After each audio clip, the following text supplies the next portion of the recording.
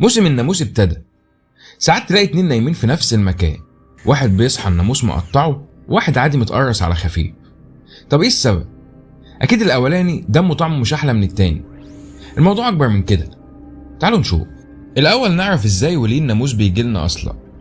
ذكور الناموس طيبة زي اي ذكور خلقهم ربنا، في حالهم بيقفوا على الازهار وياخدوا الرحيق. الانثى هي اللي بتروح على الدم عشان في العناصر الغذائية اللي بتحتاجها للبيض بتاعها. انواع الناموس المختلفة بتتغذى على دم الطيور والحيوانات والانسان، مش عاطين اي حد. دايما الناموس بيكون كتير في الاماكن اللي فيها مية عشان ده احسن مكان بيتكاثر فيه. عشان كده انت لو ساكن قريب من النيل او اراضي زراعية فالله يكون في عونك. انثى الناموس عندها قرنين استشعار عليهم شعر في دماغها بيرصد روايح الضحايا المفضلين عندها. الناموس اللي بيروح على الانسان متطور وبيعرف يوصل لضحيته بسهولة، لدرجة انه بيروح لاجزاء الجسم اللي صعب تلاحظه عندها، وبيتجنب الاشخاص اللي ممكن يدافعوا عن نفسهم. عشان كده تلاقي الاطفال اكتر ناس بتتقرص. في اكتر من حاجة هي اللي بتخلي الناموس يجي علينا. اول حاجة ان الناموس بيوصل لنا في الضلمة بسبب ثاني اكسيد الكربون اللي بيطلع مننا واحنا بنتنفس، وبيوصل له من على بعد 10 متر. وبعد ما ثاني اكسيد الكربون يجيبهم من على بعد 10 متر الموضوع بيبقى سهل.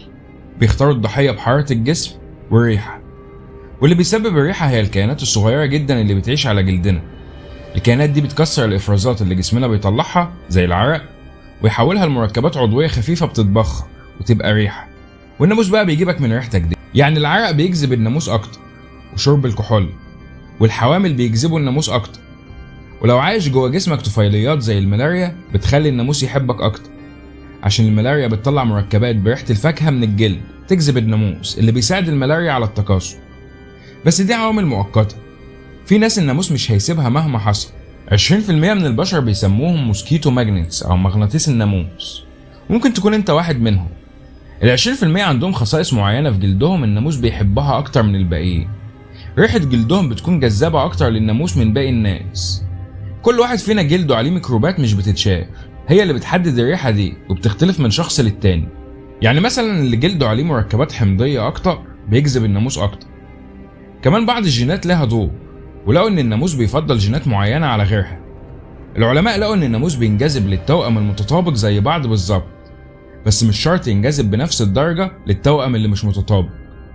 وفي عوامل تانية مش معروفة لسه بتخلي الناموس تختار ناس وتسيب ناس. بس لازم نعرف ان الناموس هو واحد من اخطر الكائنات على الارض ان لم يكن الاخطر.